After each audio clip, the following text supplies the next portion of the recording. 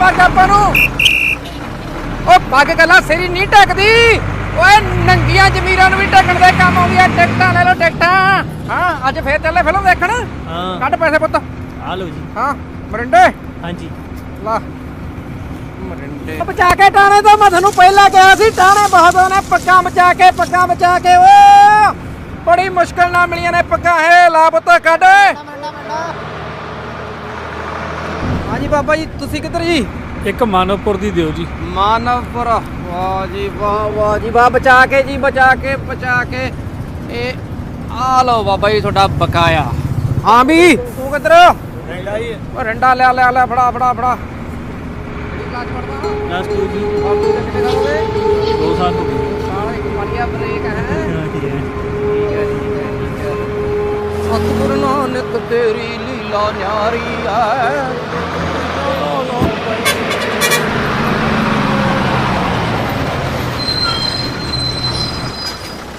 चलो भी चलो उतरे भोरे वाले चल उतरो बीन बजाइए हुण चल भी चल कदे चढ़ जाना कदे उतर जाना चलो भी टिकटां कटा लो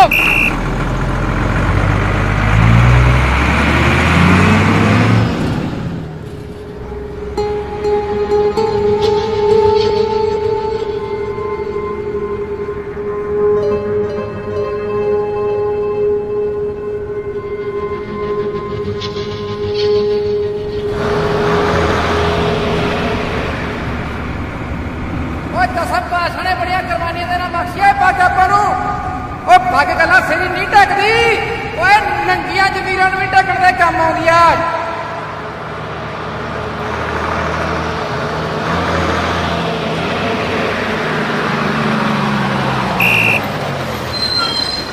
चलो उतर भी ना चलना चलो चल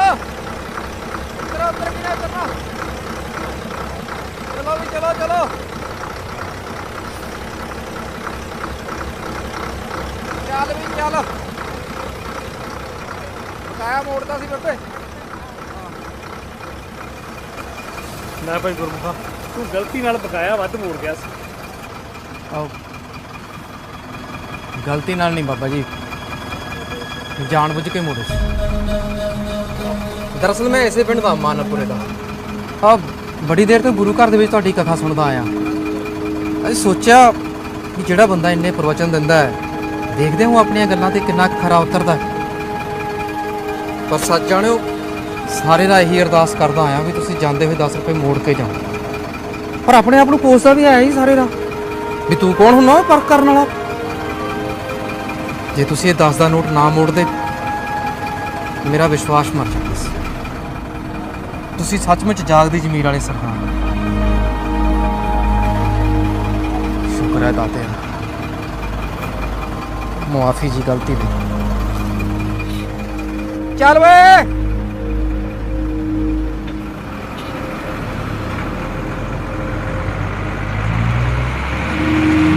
कंडक्टर की गल सुन के तो मैं बोती बन गया ही सच्चा पातशाह गल छोटे वड्डे इम्तिहान की नहीं गल छोटी वड्डी रकम की भी नहीं गल ते तिलकण दी है ते अज तेरा सिख तिलक चलिया ही सच्चा पातशाह हे दसम पातशाह पता नहीं तुसी किनू कदों किहड़े रूप च इम्तिहान लैन भेजदे हो तेरे सिख दा वादा कि अज तो बाद मैं हर इम्तिहान विच पास होवांगा तिलकण तो बचांगा अज तक कंडे ते बचिया शुक्र है दातिया शुक्र है लाल लाली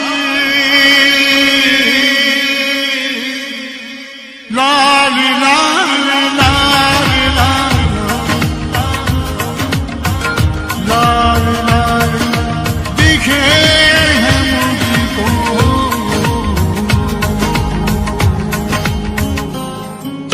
लाली लाली लाली लाली लाली लाली दिखे हैं मुझको जगी लाल लाल लाल लाल लाल लाल दिखे हैं मुझको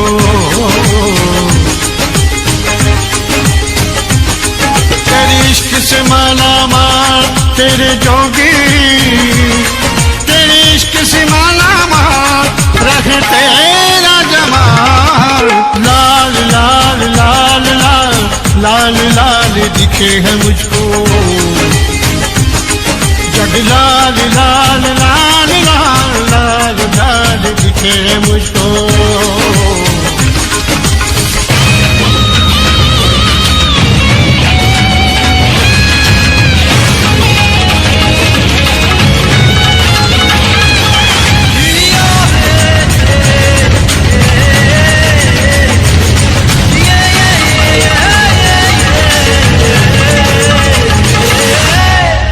जिंदगी कदम कदम पे देती है यूं तो धोखा, उसकी बात बन जाती है जो ना गवाए मौका।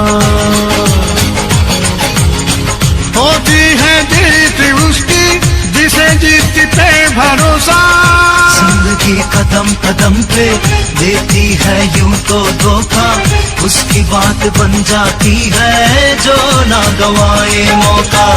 तू सच के साथ है तो खुदा तेरे साथ है, तू सच के साथ तो खुदा तेरे साथ है। लाल लाल लाल लाल लाल लाल दिखे है मुझको, जग लाल लाल लाल लाल लाल लाल दिखे है मुझको। तेरे इश्क से माला माल तेरे जोगी, तेरे इश्क से माला माल तेरे जोगी, तेरे इश्क से माला माल रहे तेरा जमाल।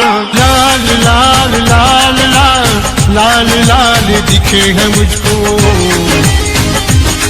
जग लाल लाल लाल लाल लाल लाल दिखे है मुझको।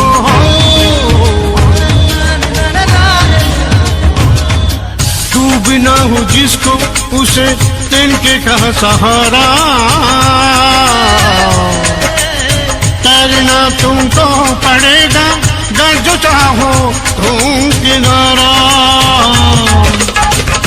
लगे निशाने पे जुती बदलेगी तो ही तकदीर, सच की राह पे चलने वाला वीर कहे उसे पीर फकीर। लाल लाल लाल लाल लाल लाल दिखे है मुझको, जग लाल लाल लाल लाल लाल लाल दिखे है मुझको। तेरे इश्क से माला माल तेरी जोगी, तेरे इश्क से माला रहे तेरा जमाल। लाल लाल लाल लाल लाल लाल दिखे है मुझको, जग लाल लाल लाल लाल लाल लाल दिखे है मुझको।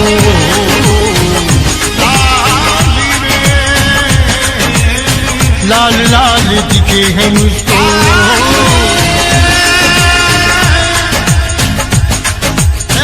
लाल लाल दिखे है मुझको।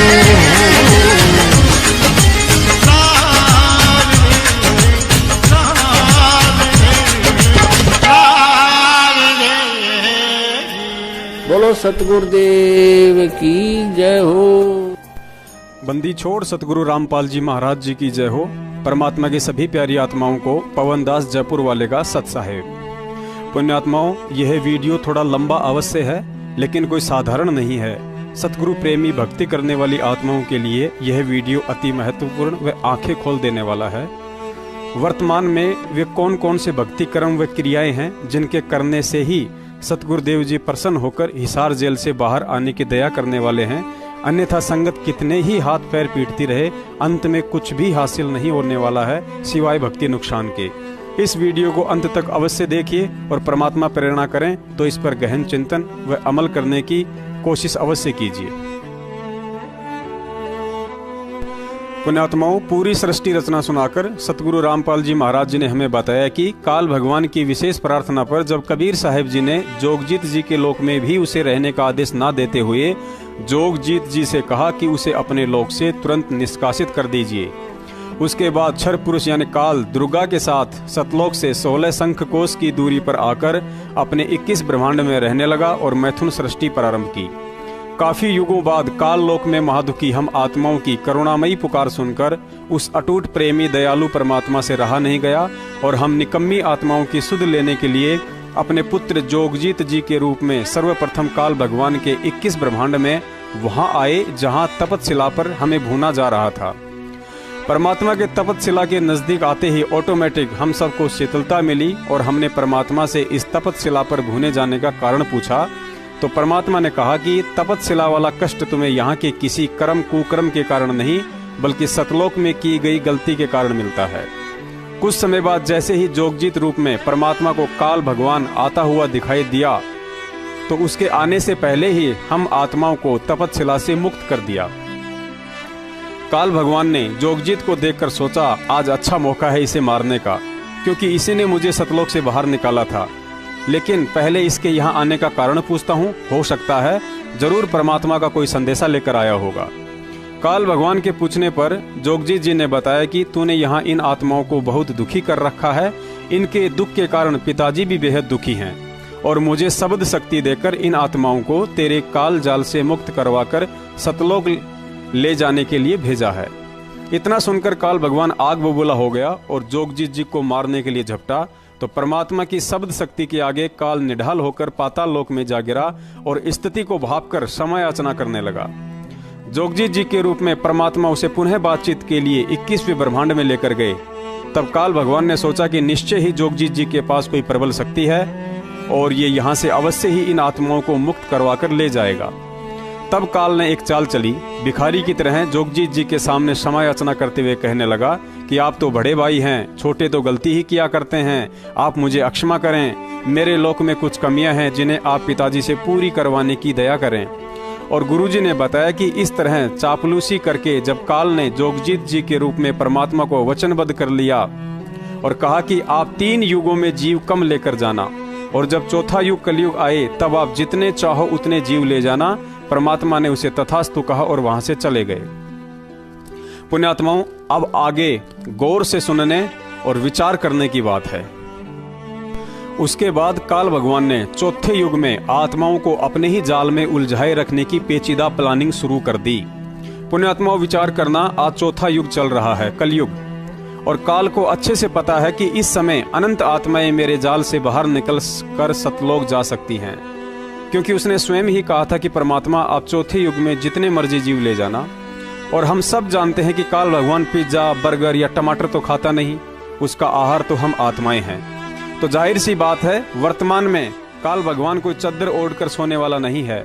साम दाम दंड भेद से परे वह हर एक वो घटिया से घटिया सूक्ष्म चाल चलेगा जो वह चल सकता है। और गुरुजी ने बताया कि अपनी अटल प्रतिज्ञा और मजबूरीवश काल स्वयं तो सामने आता नहीं, अतः वर्तमान में वे सब की सब घटिया चाल अदृश्य रूप में अपने उन विशेष एजेंटों के माध्यम से चलेगा जो गुरु को अपने जैसा एक साधारण मानुष समझकर भक्ति का ढोंग कर रहे होंगे। और परमात्मा ने भी अपनी वाणी में यही बताया है कि जब तक हंसा हमरी आना, काल लगे ना तेरा बाना। यानी परमात्मा ने काल से कहा था कि तू चाहे मेरी आत्माओं को तोड़ने की कितनी भी कोशिशें कर लेना, लेकिन जब तक आत्मा मेरी आन यानी मर्यादा में रहकर भक्ति करेगी तब तक तेरा कोई भी बाण यानी दाव नहीं लग सकता। अब यहाँ शंका उत्पन्न होगी कि सतलोक आश्रम बरवाला में तो साक्षात परमात्मा बैठे थे, फिर काल का दाव कैसे लग गया? क्या परमात्मा ने भी कोई गलती कर दी थी? पुण्यात्माओं, उपरोक्त वाणी जब तक हंसा हमरी आना, काल लगे ना तेरा बाना परमात्मा का अटल संविधान है जो फेल नहीं हो सकता है। साथ ही आदरणीय गरीबदास जी को परमात्मा ने कहा था कि अनंत कोटि बाजी जहां हम रचे सकल ब्रह्मंड, गरीबदास मैं क्या करूं यो काल करे जीव खंड। गुरुजी ने बताया कि जैसे 2 खिलाड़ी शतरंज का पासा फैलाकर उस पर गोटियां डालकर जीतने के लिए अपनी अपनी चाल चलते हैं, यानी दोनों खिलाड़ी सारा खेल उन्हीं गोटियों से खेलते हैं। उनकी हार जीत का निर्णय भी मैदान में उन फेंकी गई गोटियों के नंबरों के आधार पर ही होता है। ठीक इसी तरह वर्तमान में यह पृथ्वी लोक एक शतरंज का मैदान है। काल भगवान और परमात्मा कबीर साहिब जी इस शतरंज को खेलने वाले 2 ही खिलाड़ी हैं, तथा आप और हम सभी आत्माएं शतरंज की उन गोटियों की तरह हैं जो काल भगवान के हाथ में आ गई तो वह अपने तरीके से नाच नचाकर अपना कार्य सिद्ध करेगा। और जब परमात्मा के हाथ में होंगी तो वे अपने तरीके से नाच नचाकर अपना कार्य सिद्ध करेंगे। अर्थात आत्मा रूपी गोटियों की इस खेल में कोई औकात नहीं है, लेकिन अंत में एक खिलाड़ी की हार और दूसरे की जीत का कारण भी यही गोटियां बनती हैं। अतः काल भगवान और परमात्मा के बीच में जो युद्ध और संघर्ष युगों युगों से चलता आ रहा है, उसका मुख्य कारण हम आत्मा हैं, जिन्हें निर्दयी काल भगवान तो अपने स्वार्थ के लिए यही उलझाकर रखने की कमर तोड़ घटिया कोशिशें करता रहता है। और वह सतलोक का राजा दयालु परमात्मा कबीर साहब अपने सर्व सुख छोड़कर इस गंदे लोक से निकालने के लिए न जाने कितने कष्ट सहता है। 2 कोड़ी के अज्ञानी जीवों की गालियां और मार खाता है। उदाहरण के लिए बांदी बनकर बलक बुखारे के बादशाह अब्राहिम सुल्तान के कोड़े खाए। 650 साल पहले कितने जुल्म सहे और आज 2 बार जेल जाकर हमारे लिए वे यातनाएं सह रहे हैं जो बताते बताते आंखों में आंसू आने लग जाते हैं। अतः सतलोक आश्रम बरवाला में परमात्मा के रहते सहते भी यदि काल भगवान का बाण लगा है और इतना बड़ा कांड हुआ है, तो जाहिर सी बात है कि सतलोक आश्रम बरवाला में परमात्मा के आदेश और मर्यादाओं के खिलाफ गलत काम हुए हैं। इसके चलते काल भगवान को यह कांड करवाने का मौका मिला, वरना सुई के छिद्र से हाथी तो छोड़िए, पूरी पृथ्वी निकाल देने की क्षमता वाले कबीर साहिब जी के अवतार संत रामपाल जी महाराज जी के रहते सहते कांड तो क्या, ऐसे ऐसे 1000 काल भगवान मिलकर सतलोक आश्रम बरवाला के एक पेड़ का पत्ता तक नहीं तोड़ सकते। लेकिन इसके विपरीत भीषण कांड भी हो गया और सैकड़ों भगत घायल तथा 6 आत्माओं की अकाल मौत भी उसी परमात्मा की आंखों के सामने हुई। लेकिन वह चुप रहा, क्योंकि काल भगवान ने जोगजीत रूप में परमात्मा से एक और वचन लिया था कि परमात्मा आप नीचे जाकर केवल अपना ज्ञान बताना, जीवों को अमर मंत्र देकर सतलोक जाने की विधि अवश्य बताना, लेकिन किसी भी आत्मा को बाई फोर्स यानी जबरदस्ती ना लेकर जाना। जो आपके ज्ञान और मर्यादा में रहे वह आपका, मैं वचन देता हूं कि उससे 100 कदम दूर रहूंगा, और जो आपसे इतना ज्ञान और समाधान लेकर भी आपकी मर्यादा में ना रहे वह मुझ काल का, उसे आप ना रोकना। और उन्हीं मर्यादा विहीन आत्माओं को निमित्त बनाकर काल भगवान ने 2010 में राष्ट्रीय समाज सेवा समिति नामक मनवस लोगों का एक संगठन बनाया, जिसमें मुख्यतः उन्हीं लोगों को जगह दी गई जो संत रामपाल जी महाराज जी को परमात्मा तो छोड़िए गुरु भी नहीं मानते थे और सारा काम अपने स्तर पर मनमाने तरीके से ही किया करते थे। जिसके चलते काल भगवान को एक मौका मिला और 2014 में समर्थ परमात्मा के रहते सहते बरवाला कांड हो गया। देखिए वह बयान जो बरवाला कांड के बाद पुलिस के रिमांड के दौरान स्वयं संत रामपाल जी महाराज जी ने पुलिस को दिए हैं।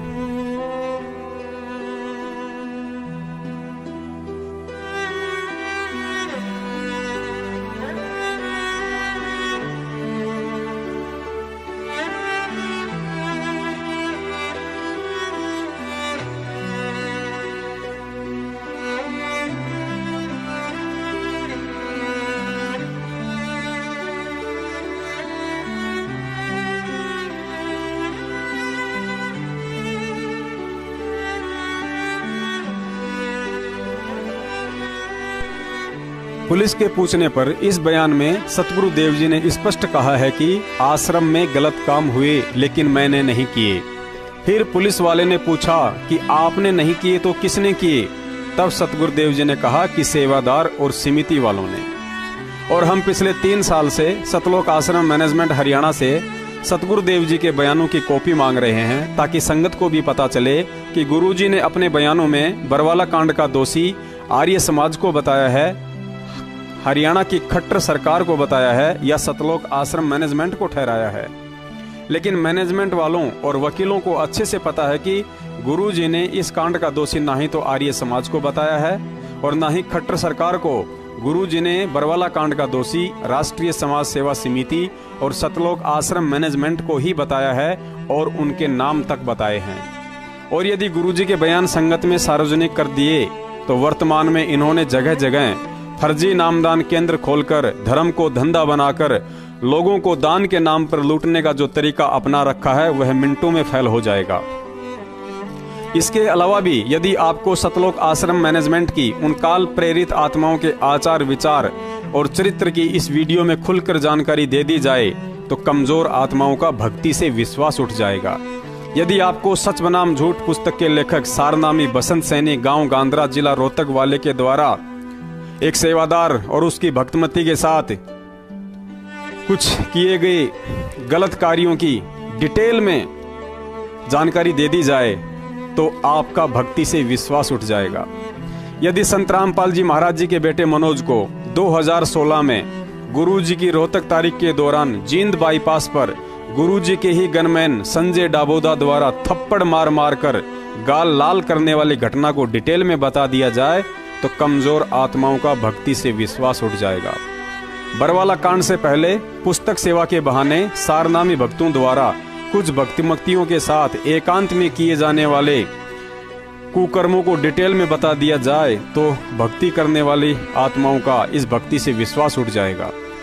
बरवाला कांड से पहले सारनामी महेंद्र के सारनामी बेटे अमित को कुछ लोगों द्वारा बरवाला में रोड पर पटक पटक कर बुरी तरह मारने की घटना के पीछे की जानकारी को डिटेल में बता दिया जाए तो कमजोर आत्माओं का भक्ति से विश्वास उठ जाएगा। राजस्थान के एक भगत जगदीश जी जो सतलोक आश्रम में कैमरा सेवादार था, उसकी युवा लड़की को एक आश्रम का ही भगत भगा ले गया।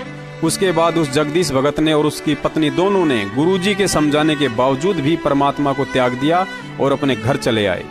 ठीक ऐसे ही अज्ञानतावश बरवाला कांड के बाद भी लाखों की संख्या में भक्तों ने गुरुजी में दोष निकालकर भक्ति त्याग दी, क्योंकि उन्हें सृष्टि रचना का ज्ञान नहीं था कि वह परमात्मा किस तरह काल के साथ वचनबद्ध है और समर्थ होते हुए भी एक आम संत की तरह भूमिका करके यह अनमोल भक्ति और मंत्र देकर हमें सतलोक ले जाने की तैयारियां करवा रहा है।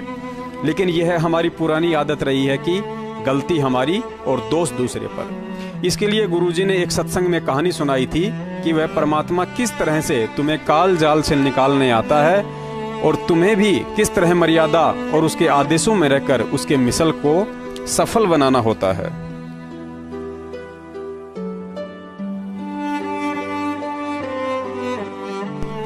एक समय एक राजा का पुत्र अपने साथियों के साथ खेलते खेलते जंगल में दूर चला गया।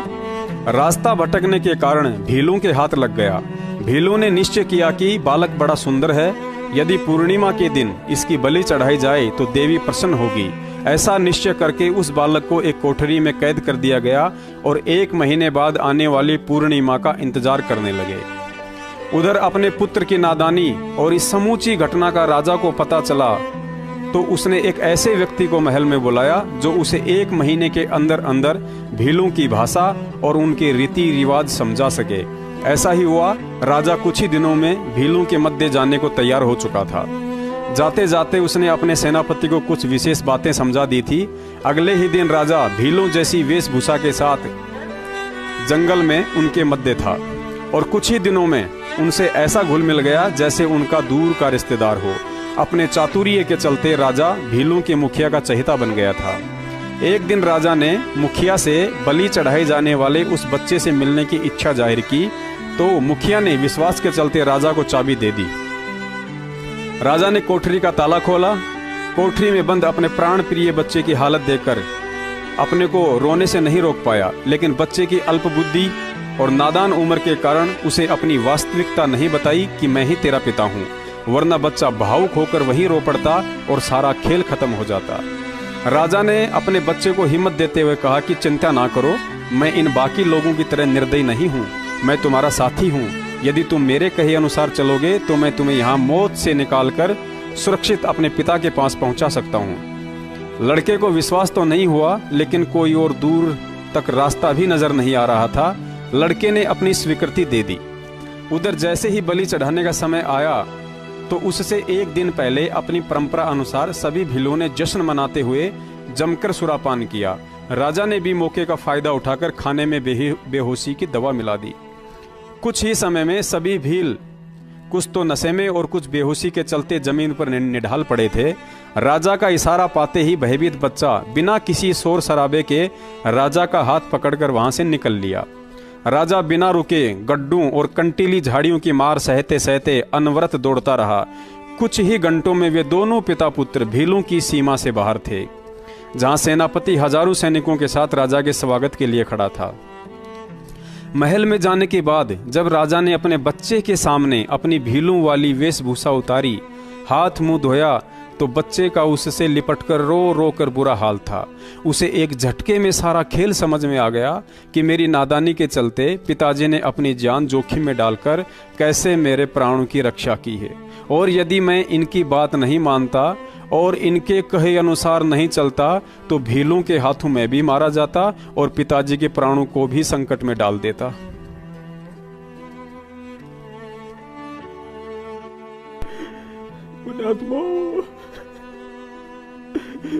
वर्तमान में मैं भील कोई और नहीं।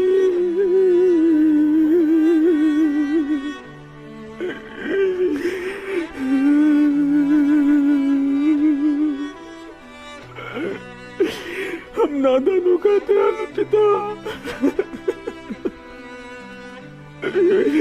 कबीर साहिब है जो 21 ब्रह्मांड रूपी जंगल में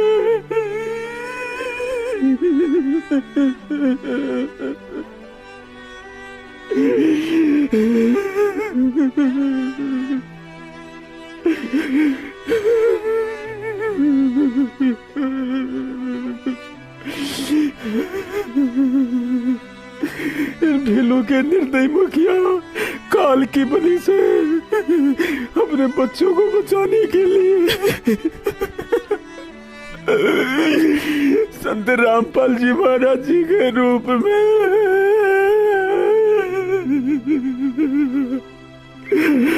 भील बनकर सारा खेल खेल रहा है।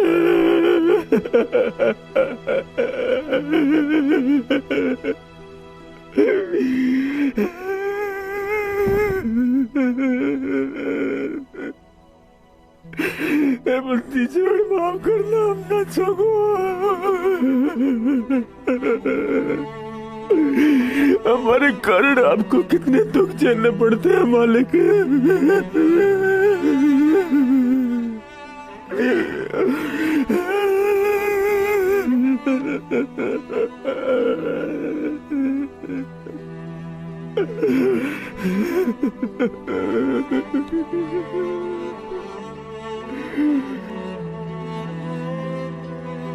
अब एक जीव को काल के जाल से हटाकर सतमार्ग पर लगाने के लिए मालिक ने कितने कष्ट उठाए। पुण्यात्माओं, कुछ आंख खोलो। उस परमात्मा को हम बहुत युगों से दुखी कर रहे हैं। अब समय आ गया यहाँ से निकलने का।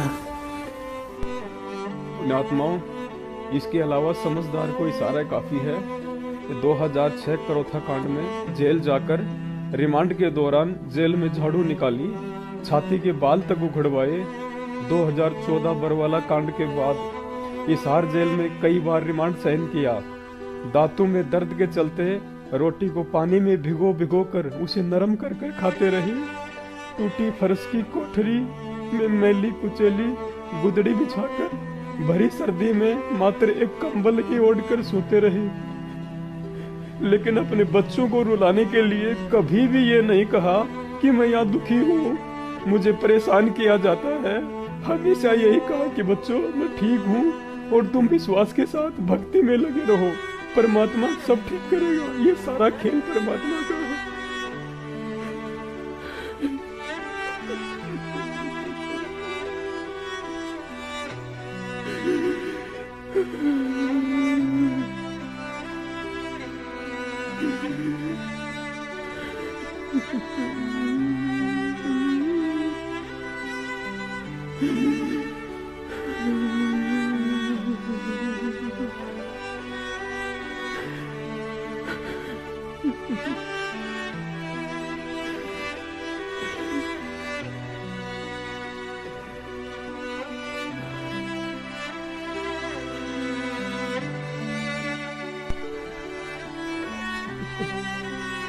लेकिन हम भक्ति नहीं करते, हम राजनीति करते हैं। राजनीति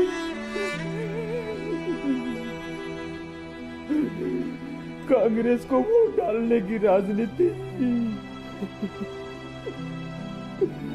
कभी जाटों को समर्थन देकर राजनीति करते हैं,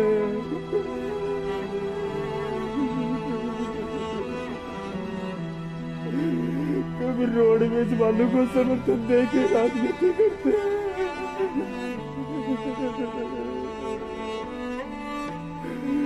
और कभी गुंडों की सीबीआई जांच करवा कर उसको दुखी करते हैं, उसका नाम बदनाम करवाते हैं।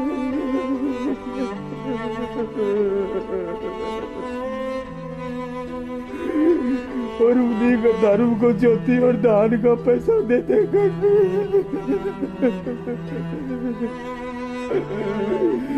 उल्टा उसी के लिए परेशानी पैदा करते हैं।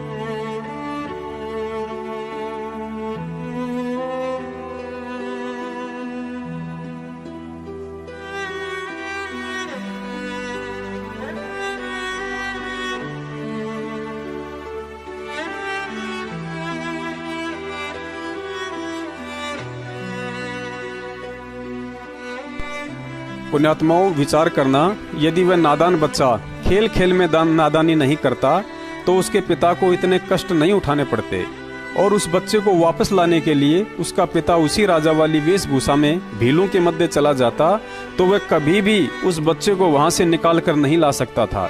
और यदि भील के चोले में वह राजा अपने नादान बच्चे को भीलों वाली चोला उतार कर दिखा देता कि मैं ही तेरा पिता हूँ, तो भी वह बच्चा भावुक होकर सारा खेल वही खत्म कर देता। ठीक यही खेल आज हमारे परमपिता कबीर साहिब जी खेल रहे हैं। हम आत्माओं ने सतलोक में खेल खेल में कालवश होकर जो महागलती की थी, उसके लिए आज हमारे पिता को यहाँ आकर इतने कष्ट उठाने पड़ रहे हैं। अब यदि कबीर साहिब जी अपने वास्तविक रूप में सामने आ जाएं, तो हम अपनी चरम दृष्टि से उन्हें देख भी नहीं सकते हैं, और बिना देखे व महसूस किए बगैर हम सतलोक चलने के लिए विश्वास के साथ भक्ति नहीं कर सकते। इसलिए उन्हें किसी ऐसे महापुरुष का चोला धारण करके भक्ति करवानी पड़ती है जो पाप रहित नेक आत्मा हो। जैसे त्रेता की आदि में राक्षसों के बीच प्रहलाद एक नेक आत्मा थी, और कलयुग की इस पिछली पीढ़ी में वह चोला उस कबीर परमात्मा ने 1997 में गांव धनाना, जिला सोनीपत, हरियाणा के संत रामपाल जी महाराज जी की आत्मा को सतलोक भेजकर स्वयं धारण किया है, जिसका कई जगह प्रमाण भी मिलता है। संध्या आरती के अंत में एक चौपाई में कहा जाता है कि स्वामी राम देवानंद दाता, आपकी घनी सतावे वो बाता, तेरा रामपाल अज्ञान किया सतलोक का वासी। अर्थात आपका रामपाल तो कब का सतलोक वासी हो चुका है। दूसरा एक शब्द है जिसमें कहा गया है कि सतलोक में चल मेरी सुरता, मत ना लावे देरी, साच कहूँ ना झूठ रति भर, बात मान ले मेरी। लोक अनामी जावेगी वहाँ कोन्या मिले चुबारे, आत्मा और परमात्मा वहाँ कोन्या रहते न्यारे। रामपाल प्रथम प्यारे की आत्मा वहाँ पूर्ण आनंद लेरी, साच कहूँ ना झूठ रति भर, बात मान ले मेरी। परमात्मा वहाँ नाही रहते न्यारे, रामपाल प्रीतम प्यारे की आत्मा वहाँ पूर्ण आनंद लेरी, सच कहूँ ना झूठ रति भर, बात मान ले मेरी। और सबसे बड़ा प्रमाण पवित्र कबीर सागर में है, जहाँ परमात्मा ने आदरणीय धर्मदास जी से कहा था कि धर्मदास, 13वें पंथ में मैं स्वयं ही चलकर आऊंगा। अब यहाँ भी कुछ भक्तों को शंका हो जाएगी कि मान लीजिए परमात्मा तो काल के साथ वचनबद्ध हैं, जिस कारण समर्थ होते हुए भी वे इस कांड को होने से नहीं रोक सके, लेकिन संगत को तो कांड से पहले बता ही सकते थे कि बच्चों, मैनेजमेंट वाले मेरे आदेशों में नहीं चल रहे हैं, ये लोग अपनी मनमानियां कर रहे हैं और तुम इनसे सावधान रहना, आने वाले समय में कुछ अप्रिय घटना घटित होने की शंका है। इतना तो गुरुजी इशारा कर ही सकते थे। पुण्यात्माओं, यह आध्यात्मिक ज्ञान है जिसे ना ही तो समझना इतना आसान है और ना ही समझाना। गुरुजी ने बताया कि इंसान का दिमाग मोबाइल के एक मेमोरी कार्ड की तरह है। यदि उसमें अज्ञान भरा है तो जबरदस्ती ज्ञान नहीं डाला जा सकता है, और यदि जबरन डालने की कोशिश की जाए तो वह ऑटोमेटिक रिजेक्ट हो जाएगा। आपको याद नहीं है तो बता देते हैं कि इस भक्ति मार्ग में सबसे ज्यादा रोड़ा अपने ही पैदा करते हैं। अपने से मतलब जो लोग परमात्मा के इर्द गिर्द रहते हैं, जैसे उनके परिवार वाले या कुछ नजदीकी सेवादार या संबंधी। परमात्मा की वाणी भी है कि संगत माही कुसंगत उपजे, जैसे बण में बांस आपे घिस घिस आग लगा ले कर औरा का भी नाश। और 650 साल पहले भी परमात्मा के नजदीक रहने वालों ने ही बण का बांस बनकर संगत का सत्यानाश किया था। सुनिए यह छोटा सा सत्संग। माँ की है, लेकिन संस्कार उसको बुरे कर्म में वो लग गया, वो दुर्भाग्य है। और संत उसी को कहते हैं जो इन कर्मों से छुड़ा के और सतमार्ग पे लावे। चाहे को कितना ही पाप कर चुका हो, भगवान के पास तो पावर है, कितना ही पापी हो उसको भी सुख साफ करेगा और फिर मोक्ष दे देगा। लाल का कोई खराब नहीं होता। लाल अगर टट्टी में गिर जाता है, कीचड़ में गिर जाता है, जौड़ी को मालूम होता है कि इसका कुछ नहीं बिगड़ा है, को साफ करूंगा और जेब में डाल दूंगा, करोड़ों का है। तो हम इस संसार के पाप कर्मों के कीचड़ में पड़े हैं। ये लाल है आत्मा परमात्मा की, वो जो कितना ही गंदा हो रहा है उसको तुरंत धोकर सत्संग रूपी जल से और अपनी जेब में डाल देता है।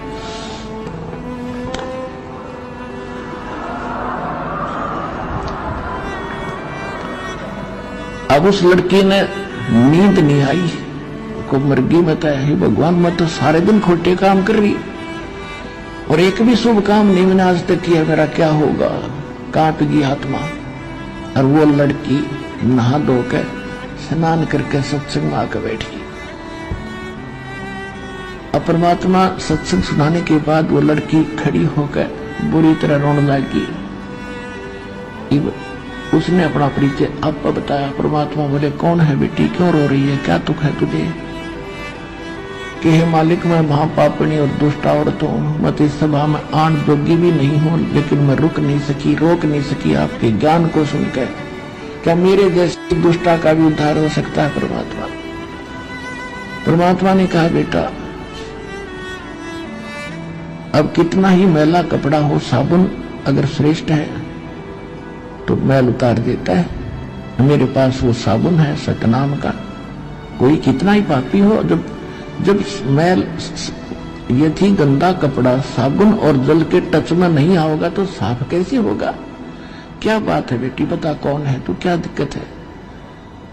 तो उसने बताया, जी मैं वैसा हूं, गणका हूं, और आज मैंने आपका ज्ञान सुना दाता, मैं रोक नहीं सकी अपने आप को। और क्या मेरा भी पापने का उद्धार हो जाएगा? होया पड़ा बेटी, आत्मा जागी, नाम जाप कर और बुराई दे छोड़, बेटी भक्ति कर, हो गया पार। वो सुप्रसिद्ध वैसा थी उस नगर की, मालिक ने नाम दे दिया। अब वहां सैकड़ों की संख्या में भक्त बैठे थे, माई भी बैठी थी। परमात्मा ने दीक्षा दे दी।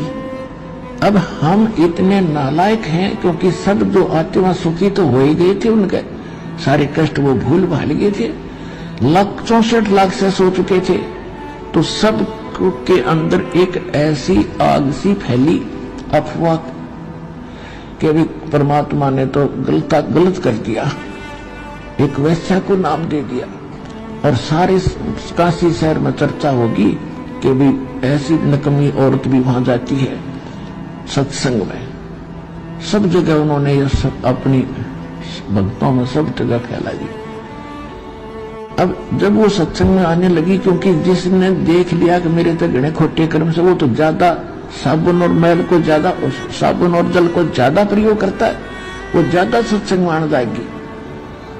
तो सत्संग के संगत के अंदर एक फुसर होने लगी।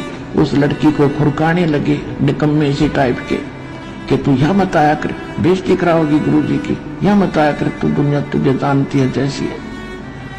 अब वो जा कैसे वहां से, उसका तो बात तो बिगड़गी और किधर ठिकाना नहीं। उसने एक दिन मालिक से अर्जी लगाई कि दाता मैं कहाँ जाऊँ अब?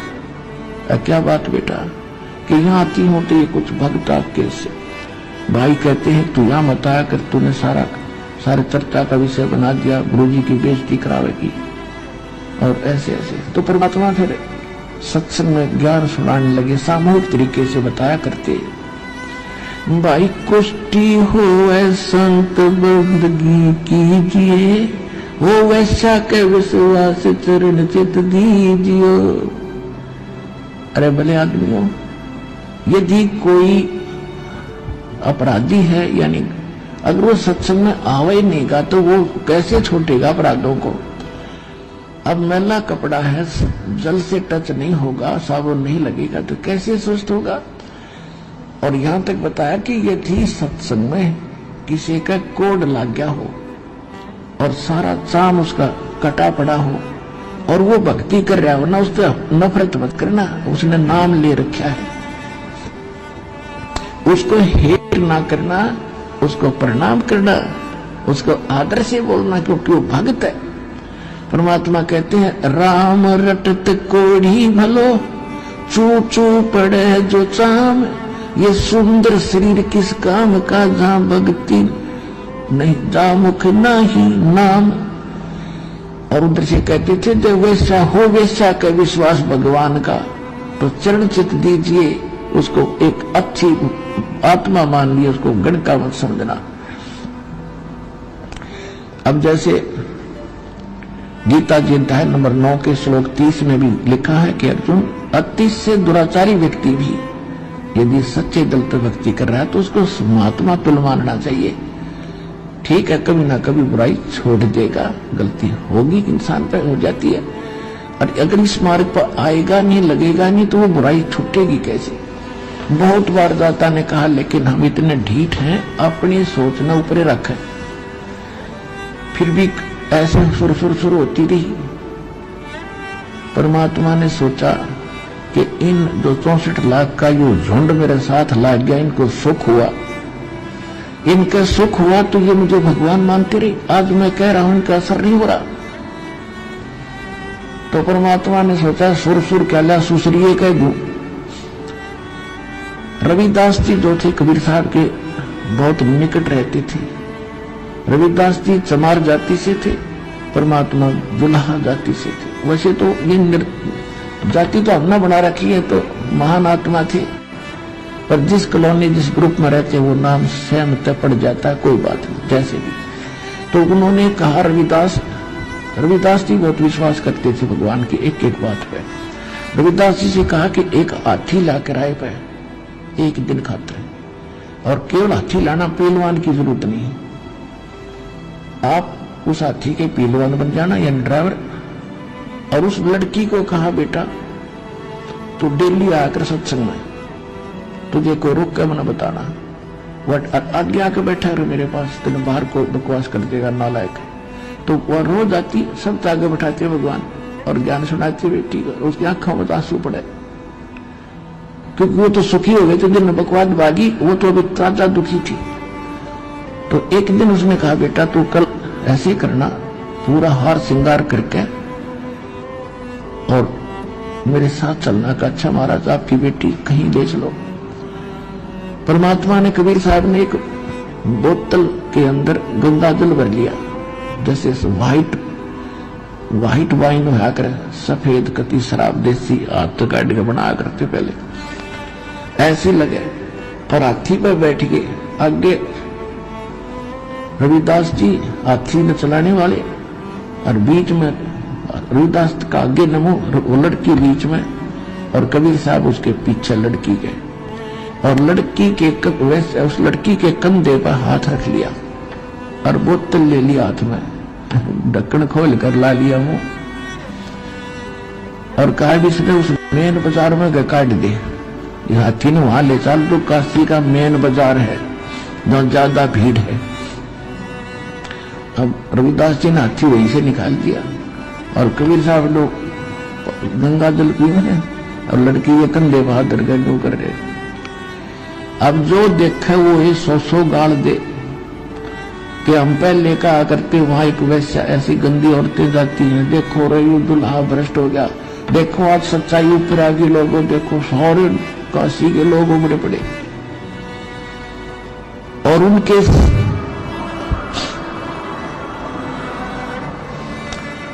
अब जो परमात्मा के सच थे उनको वो काशी वाले लोग कहने लगे, आज दिखाऊं थारे कारनामे तेरे गुरु जी के। अब देखो यो क्या हो गया, हम कहा करते ना पहले। तो मूर्ख क्या कहते हैं कि मैं तो कभी कभी जाया करता, मन्नत नाम नूम छोड़ दिया था पहले। कोई कहता मन्नत तो डंडू ले जाया करता, मैं तो ऐसे कभी कभी जाता था। यानी सारे के सारे 64 के 64 लाख इस घटना से ऐसे गए जैसे पलड़े से मेंढक कूद जाया करे। परमात्मा सत्संग में सुनाया करते थे, रे मूर्ख आदमियों, जब तुम्हारे पैर टूट रहे थे तब तो मैं भगवान था, आज मैं मूर्ख हो गया। एक वैसा को साथ बैठा कर अपनी बेटी को ज्ञान सुना रहा हूं, आज भगवान नहीं रहा। तो परमात्मा ने उनकी वह फड़क निकालनी थी और उनकी परीक्षा करनी थी, तुम कितने विश्वासी हो और कितना भगवान को पहचान पाए हो। हम इसी बात में मार खाएंगे, हम भगवान को भगवान नहीं समझ पाए। और जब तक हम परमेश्वर कबीर साहब को भगवान नहीं समझकर डट कर भजन करेंगे, इतने पार नहीं हो सकते। लेकिन मालिक दयालु है,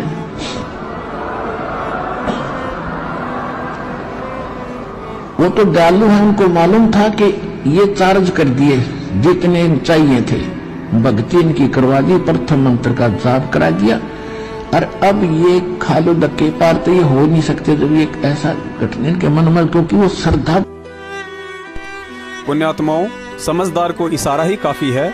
इस सत्संग में परमात्मा ने स्पष्ट कर दिया है कि जब उस गणिका बहन से परमात्मा ने दुखी होने का कारण पूछा तो उस बहन ने बताया कि मुझे सेवादारों के द्वारा यहाँ आने से रोका जाता है कि तू हमारे गुरुजी की बेइज्जती करवाएगी। जाहिर सी बात है, अंतर्यामी परमात्मा को तो उस बहन के बताने से पहले ही सब पता था कि इसे कौन कौन सेवादार परेशान करते हैं। लेकिन यहाँ विचार करने की बात है कि पता होने के बावजूद भी कबीर साहिब जी ने उन सेवादारों को अकेले में बुलाकर समझाने के बजाय सत्संग के माध्यम से सामूहिक संकेत ही किया था कि भाई कोडी हो चाहे संत बंदगी कीजिए, हो वैश्या के विश्वास चरण चित दीजिए। परमात्मा का उपरोक्त सत्संग और उदाहरण उन लोगों की शंका का समाधान है जो यह कहते हैं कि जब गुरुजी को मैनेजमेंट के बारे में सब कुछ पता था तो वे उनकी बात नहीं मानते थे, तो गुरुजी ने संगत को क्यों नहीं बताया। जैसे अंतर्यामी परमात्मा ने 650 साल पहले सत्संगों में संकेत किया था, ठीक इसी तरह यदि बरवाला कांड के पहले 2013 व 2014 के सत्संग सुने जाएं, तो उन सत्संगों में परमात्मा ने स्पष्ट कर रखा है कि सतलोक आश्रम मैनेजमेंट के चौधरी लोग गुरुजी की कम सुनते थे और अपना घटिया दिमाग ज्यादा चलाते थे। गुरुजी ने तो 2008 में ही स्पष्ट बोल दिया था कि इसी संगत में 1-2 काल के दूत पैदा हो चुके हैं। सुनिए परमात्मा का यह अनमोल सत्संग। यदि सतगुरु नहीं मिलते, सतगुरु का अर्थ होता है जो सच्चा ज्ञान दे अकॉर्डिंग टू द शास्त्र, यानी हमारे सदग्रंथों के अनुसार विधि बतावे और उसको आदेश हो नाम देने का, वो अधिकारी हो नाम देने का। अब ये नाम प्राप्त करके इस दास से सार नाम भी प्राप्त कर लिया और फिर आप खुद वो नाम देने लग जाए किसी थर्ड पर्सन को से, मान ले वो एक नकली ड्रामा भी कर ले कि मैंने उससे आदेश ले लिया नाम देने का, नहीं, क्योंकि जिससे उसने नाम लिया है वो अधिकारी ही नहीं है इस नाम के देने का।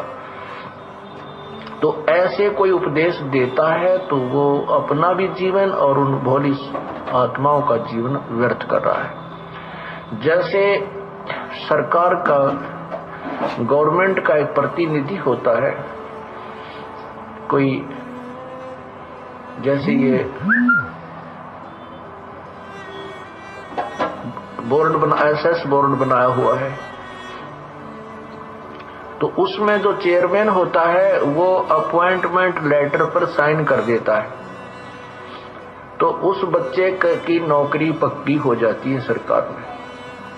और उस अपॉइंटमेंट लेटर में 5-4 पंक्तियां होती हैं, लाइन होती है, उसमें लिखा होता है कि you are hereby appointed for the post of such and such, your salary will be such and such, these will be term and condition, और वो नीचे साइन कर देता है चेयरमैन, तो उस लड़के को वो नौकरी प्राप्त होगी, सारी सुविधा सरकार देगी। यदि उन्हीं 5-4 पंक्तियों को कोई भी टाइप करवा कर एनीबॉडी दस्तक कर दे तो किसी को वो लाभ नहीं मिल सकता जो उस अधिकारी के द्वारा, गवर्नमेंट द्वारा नॉमिनेटेड, गवर्नमेंट द्वारा अपॉइंटेड वो चेयरमैन के साइन से जो लाभ मिला, अन्य व्यक्ति के साइन करने से, दस्तक करने से, हस्ताक्षर करने से कोई लाभ नहीं मिलता। ऐसे ही अधिकारी के बिना, ये उपदेश लिए बिना वो कोई लाभ नहीं करेगा, क्योंकि काल तो अपने दूत बीच में फंसाएगा एक आधा, उसको तो आग लगी हुई है, काल को तो ये चिंता बन गई है कि तो तेरा बाग उजड़ेगा। और ये परमेश्वर का संदेश वाहक आकर के ये यथार्थ ज्ञान बता रहा है, और जब इन प्राणियों को ये पता लग जाएगा तो सभी के सभी परमात्मा की शरण में पहुंच जाएंगे। यही कारण है कि पीछे कितना बड़ा बवंडर बनवा दिया इस काल ने ही, उन काल के दूतों को श्रृंगार दिया, प्रेरित किया, और इस दास के बारे में झूठी अफवाहें फैलाकर मार बेगन तार दिया। तो काल को चिंता होगी है कि ईव तेरी बात बिगड़ेगी। जो आज तक झूठा संदेशा भिजवा रखा था जनता में, अब ये पोल खुल रही है। तो जिस कारण से उसने ये सब कहानी बिगड़वाने की चेष्टा की, लेकिन समर्थ का सरना गहो रंग होरी हो, कभू ना हो ऐ काज राम रंग होरी हो। समर्थ की ओट में बैठे हैं हम, उस पूर्ण पुरुष की आड़ में, उसकी पूर्ण पुरुष की शरण में हम बैठे हैं। हमारा कभी अकाज नहीं हो सकता। तो इसी प्रकार काल अपने दूत इसी संगत में एक दो तो हो चुके हैं, लेकिन उनकी दाल नहीं गल पाएगी। जनता बहुत सियानी बना दी हमने, अपने श्रद्धालुओं को तोते की तरह रटा दिया है ये ज्ञान। अब उन दुष्ट आत्माओं से औरों को भी बचाएंगे और आप भी दूर रहेंगे। एक सत्संग में गुरुजी ने बताया कि यह करोथा कांड काल भगवान का झकझोल था, लेकिन इसी बहाने परमात्मा ने भी अपने हंसों की परीक्षा ले ली कि कौन कितने पानी में है। ठीक इसी तरह बरवाला कांड भी काल भगवान का झकझोल था, और परमात्मा ने आप और हमारे ज्ञान की परीक्षा भी लेनी थी। विचार करने की बात है, जब बच्चा छोटा होता है तो पिता उसे खूब ज्ञान और संस्कार देता है, और जब तक वह बच्चा समझदार नहीं हो जाता है, अच्छे बुरे अपने पराये और लाभ हानि को परखने लायक नहीं हो जाता है, तब तक वह पिता यही चाहता है कि बच्चा मेरे आदेश अनुसार ही चले, मैं जैसा कहूँ वैसा ही करे। और जब वही बच्चा 18-20 वर्ष का होकर शादी के लायक हो जाता है, तो वही पिता चाहने लग जाता है कि अब यह बच्चा अपने जीवन के आगे का सफर मेरे द्वारा 18 वर्षों तक दिए गए ज्ञान और संस्कार आधार से स्वयं ही अच्छे बुरे की परख करते हुए तय करे। अगर अभी भी यह बच्चा मेरे द्वारा दिए गए उस ज्ञान और संस्कार को आधार ना बनाकर मेरे ऊपर ही निर्भर रहता है, जैसा पिताजी कहेंगे वैसा ही करूंगा, तो अवश्य ही इसका भविष्य अंधकारमय होगा। क्योंकि मैं जब तक जीवित हूँ तब तक तो ठीक इसे आगे मार्गदर्शन देता रहूंगा, लेकिन जिस दिन मेरी मृत्यु हो जाएगी उसके बाद मेरे आदेशों का गुलाम यह बच्चा जीवन में लोगों की ठोकरें और धोखा ही खाता रहेगा। पुण्यात्माओं, ठीक यही स्थिति आज सतगुरुदेव जी के साथ है। वे हमारे परम पिता हैं और हम उनके नादान बच्चे। उन्हें हमारे बचपन और भविष्य दोनों की चिंता है। एक सांसारिक पिता से सैकड़ों गुना अधिक है। नाम दीक्षा के उपरांत 4 से 5 साल तक वे चाहते हैं कि यह बच्चा बार बार आश्रम में आए, ज्यादा से ज्यादा सत्संग सुने, और मैंने जो मर्यादा रूपी आदेश बता रखे हैं उनका पूर्णतया पालन करे, ताकि इसे भक्ति मार्ग में काल भगवान द्वारा किए जाने वाले छल कपट की अच्छे से जानकारी हो जाए। साथ ही कबीर साहिब जी का वचन है कि कलयुग में 1000 वर्ष तक यह भक्ति मार्ग निर्बाध रूप से चलेगा। साथ ही उस सांसारिक पिता की तरह सतगुरुदेव जी को यह भी पता है कि मुझे भी एक ना एक दिन यह पंच तत्व का भौतिक शरीर त्याग कर जाना है। उसके बाद भक्ति मार्ग के आगे का सफर इन बच्चों को स्वयं ही तय करना है, और भक्ति मार्ग का वह सफर ये बच्चे तभी तय कर पाएंगे जब मेरे द्वारा 26 साल से दिए गए ज्ञान, तत्व ज्ञान और समाधान को आधार बनाकर इस भक्ति मार्ग के फैसले स्वयं लेने में सक्षम हो जाएंगे। और यह देखने के लिए वह परमात्मा अपने बच्चों की परीक्षा लेता है, और इतिहास गवाह है कि किसी भी घटना के घटित होने के पीछे कोई न कोई कारण अवश्य होता है, अर्थात अकारण कुछ भी घटित नहीं होता है। अतः परमात्मा भी वह परीक्षा उस समय लेता है जब कुछ काल प्रेरित आत्माएं गुरु को मानो समझते हुए गुरु के ज्ञान से कम और कालवश होकर अधिक चलती हैं। जैसे 650 वर्ष पहले भी यही हुआ था। अधिक सुखी होने के कारण कबीर साहिब जी के आसपास रहने वाले भगत अहंकारी हो गए थे, जो उस गणिका बहन को भला बुरा कहने लगे और कबीर साहिब जी की इज्जत के ठेकेदार बन बैठे थे कि तेरे सत्संग में आने के कारण गुरुजी की काशी में बदनामी हो रही है। 2006 करोथा कांड से पहले भी यही हुआ था। जिस विवादित जमीन को लेकर करोथा कांड हुआ, जिसमें आर्य समाजियों को भी अच्छा मौका मिल गया और मर्डर के केस में गुरुजी को 22 महीने की जेल हुई। वह जमीन सतलोक आश्रम करौथा के मुख्य सेवादारों के द्वारा संत रामपाल जी महाराज जी के बिना आदेश व मार्गदर्शन से उस समय ली गई थी जब संत रामपाल जी महाराज जी 3 महीने के लिए महाराष्ट्र के पूना शहर में सत्संग करने के लिए गए हुए थे। देखिए प्रमाण।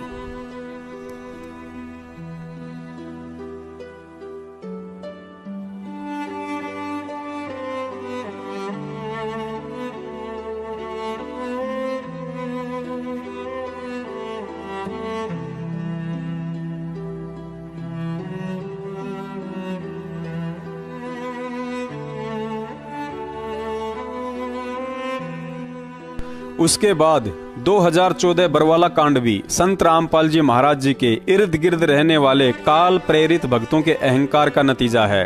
सतलोक आश्रम बरवाला द्वारा संगत व दान के अहंकार के चलते 42 बार न्यायपालिका को ठेंगा दिखाते हुए संत रामपाल जी महाराज जी से नहीं बल्कि उन 38 लोगों से भी लगातार 42 बार कोर्ट की अवमानना करवाई गई जो करौथा कांड के बाद जमानत पर बाहर थे। और 2014 बरवाला कांड में सतलोक आश्रम मैनेजमेंट किस तरह संत रामपाल जी महाराज जी को आम मानुष समझते हुए उन्हें कोर्ट में ना जाने के लिए और ना जाने देने के लिए किस तरह मीडिया को बता रहा है। देखिए अपनी आंखों से। वहीं इस मामले पर राष्ट्रीय समाज सेवा समिति के अध्यक्ष और सतलोक आश्रम के समर्थक राम कंवल ढाका ने आज शाम को कहा है कि अगर बाबा रामपाल खुद भी जाना चाहेंगे अदालत में तो वो उनको नहीं जाने देंगे। आइए उन्होंने क्या कहा ये भी आपको सुनवाते हैं। न्यायालय जाना चाहें तो संत रामपाल जी महाराज को भी हमारी 1 लाख लोगों की लाशों के ऊपर से गुजरना पड़ेगा। ये आज हमने निर्णय लिया है सर। इसलिए किसी भी सूरत में 17 तारीख तो क्या उससे आगे भी हम संत रामपाल जी महाराज को किसी भी झूठे मुकदमे में न्यायालय में उपस्थित नहीं होने देंगे। जी, तो काफी सरगर्मी हो गई है, माहौल तनावपूर्ण बनता जा रहा है। हालांकि अभी तक वहां पर हालात हैं, अभी खुशकिस्मती से हालात वहां पर बिगड़े नहीं हैं। लेकिन क्या आपको लगता है कि कानून के जो हालात है कानून के अनुसार वो बिगड़े ऐसे ही बने रहेंगे अगर यही स्थिति दिन बर दिन गंभीर होती गई तो? जिस प्रकार से ये प्रवक्ता जो हैं संत राज कपूर जी बोल रहे हैं जी और धमकी दे रहे हैं कि भाई हम ना जाने देंगे और ना वहाँ कोई पुलिस को आने देंगे, ना अदालत में पेश होंगे, अदालत बेची जाती है, खरीदी जाती है। इससे मुझे लगता है कि वहाँ हर हालत में क्लैश होगा और बेगुनाह आदमियों को वहाँ मरवाया जाएगा। पुलिस वाले इंजर्ड होंगे, बेगुनाह आदमी, बच्चे, औरतें इंजर्ड होंगे। लेकिन तो संत रामपाल जी को इस बारे में सोचना चाहिए। वो संत हैं, हिंसा के ठेकेदार नहीं है। उनको ये चाहिए कि कोई भी मेरा अनुयायी कानून हाथ में नहीं लेगा, ना कोई ऐसी भाषा का प्रयोग करेगा और इस देश के कानून का, संविधान का और जुडिशरी का सम्मान करेगा। ये उनका परम कर्तव्य है। और इस देश में रहकर इस तरह की भाषा प्रयोग करना, इस तरह जुडिशरी को चैलेंज करना, एडमिनिस्ट्रेशन को चैलेंज करना, बीमार है नहीं है उसका अलग समाधान है। उसके लिए और बोर्ड बैठा देगी, आए तो सही, देखे तो सही कोर्ट क्या। लेकिन आपसे तो ढाका की जमानत होगी है उसकी, उनकी क्यों नहीं होगी? जी,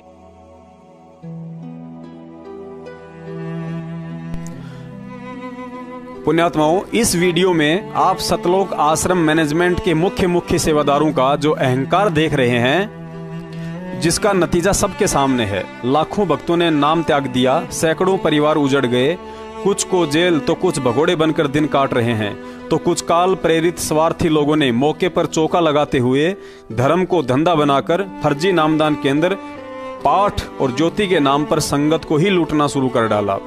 तो कुछ कमाल जैसी दुष्ट आत्माओं ने सतगुरुदेव जी के नाम से मनमुखी होकर अपना अलग ही पंथ खोल डाला, जैसे कि अपने आप को सतलोकवासी आदरणीय नानक साहिब जी की आत्मा बताकर संजय दिल्ली वाले ने रुड़की में 10-15 मूर्खों के साथ मिलकर अलग से शत सुकृत पंथ के नाम से दुकान खोलकर बैठा हुआ है।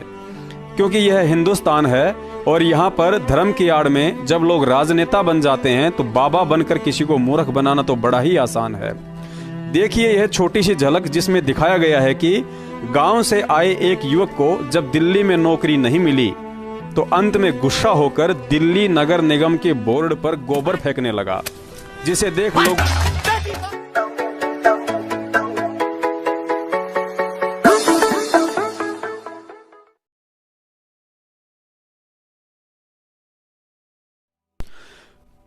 ठीक ऐसा ही सोचकर वह गुरु को मानुष समझते हुए गोबर बाबा संजय दिल्ली वाला भी नानक जी की आत्मा बनने का ढोंग रचकर मनमुखी रूप से काल प्रेरित होकर सत सुकृत पंथ के नाम से रुड़की में डेरा डालकर परमात्मा की आरती में शंख और घंटा बजाने लग गया है। भक्तों के सर पर सफेद कपड़े बांधकर उन्हें साईं बाबा बना डाला है और अपने भक्तों को 1200 रुपए की लागत बताकर 100 ग्राम तेल की शीशी देकर कहता है कि मैंने इसमें प्रथम मंत्र और सतनाम का रसायन बनाकर डाल दिया है। इसकी मालिश करके मंत्र करने से भक्ति में ध्यान लगता है। और कुछ मूर्खों ने वो सांडे का तेल लगाना भी शुरू कर दिया है। देखिए उसके पाखंड की एक छोटी सी झलक।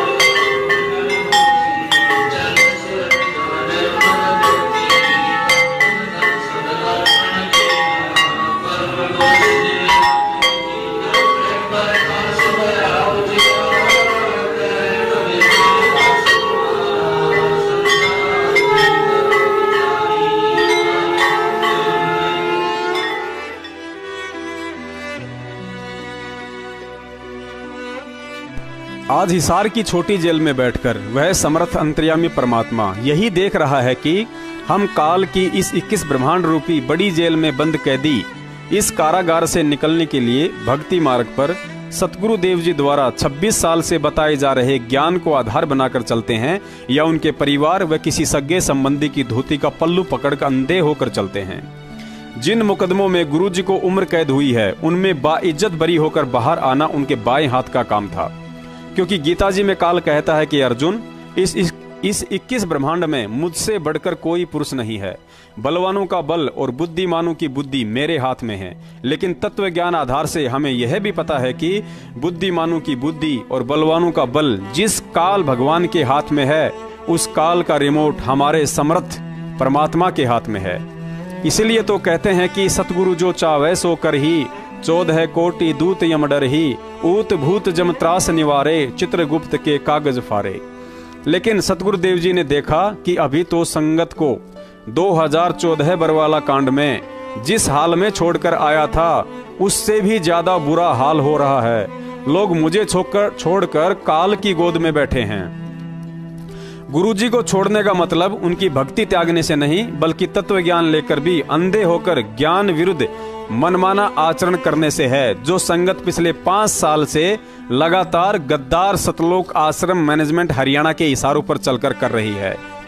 गुरुजी ने हमें 26 साल से अपना तत्व ज्ञान देते हुए सत्संग रूपी खीर खिलाई, जबकि सतलोक आश्रम मैनेजमेंट उन्हीं सत्संगों के विरुद्ध हमें भक्ति विरुद्ध मनमाने आचरण करवाकर काल की लैट्रिन खिला रहा है। परमात्मा ने सत्संगों में बताया कि 26 साल में किसी भी जातिगत दल को समर्थन या पार्टी को वोट डालने के लिए संत रामपाल जी महाराज जी ने नहीं कहा, लेकिन एक झटके में उनके गद्दार भाई महेंद्र और महेंद्र के मनमुखी मैनेजमेंट ने हरियाणा के जातिगत जाट आंदोलन को आरक्षण के लिए तन मन धन से समर्थन देकर, राजस्थान के राजपूत संगठनों को गैंगस्टर आनंदपाल सिंह की सीबीआई जांच के लिए तन मन धन से समर्थन देकर, अजमेर रैली में माता पद्मावती और जय भवानी के नारे लगवाकर, हरियाणा रोडवेज कर्मचारियों की हड़ताल का तन मन धन से समर्थन देकर, भक्तों से 2016 में भक्ति मार्ग के विरुद्ध लाखों भक्तों से राष्ट्रपति से इच्छा मृत्यु के लिए लेटर लिखवाकर